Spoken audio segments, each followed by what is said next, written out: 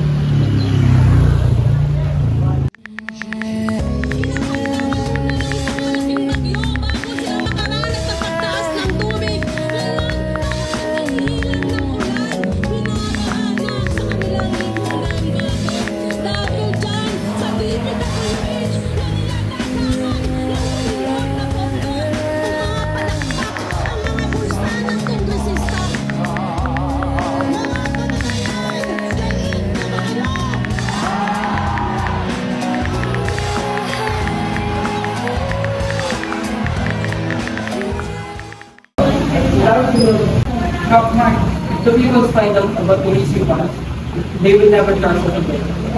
We're supposed to finish the project about really respect and let them provide the funds. I know, but they didn't expect us, the contractors to respect us, and the community demanding answers. They're angry because of the missing funds.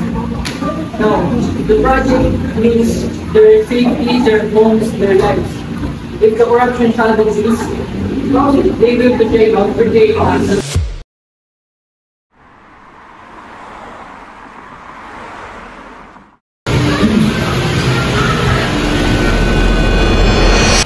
The flood control project is ongoing. Let's be patient. You've been saying that for 5 years. Where's the budget? Where's the drainage system? Ma'am, we submitted the report to the district office. The project was realigned. Realigned? You mean diverted? Sir, I checked the budget online. 15 million was allocated for our barangay. Where did it go? Don't believe everything you see online, Nico. Then show us the documents. Transparency is our right.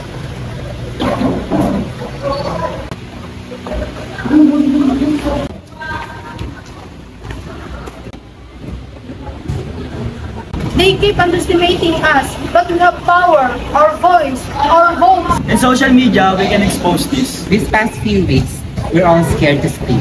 But I think right now, we have to speak out. Exactly. Political empowerment isn't just about voting. It's holding them accountable.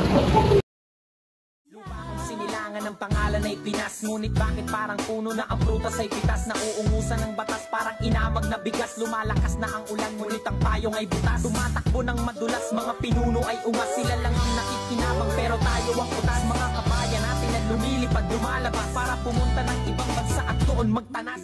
Good governance has become an exception rather than a norm dito sa Pilipinas. Napakaraming tama dito sa atin, ngunit bakit tila walang natira?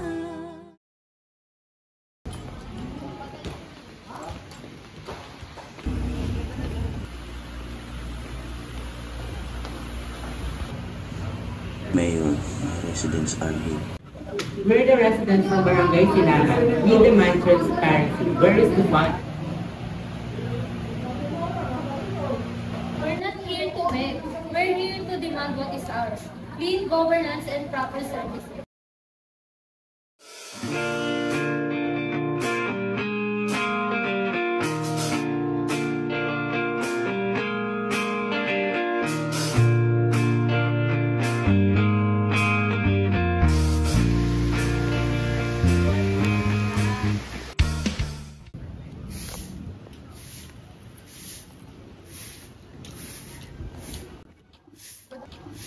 Good morning, Aling Emma.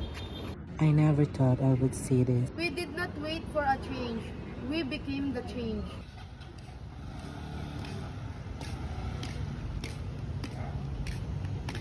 We are proof that when people are politically empowered, the system can ignore us.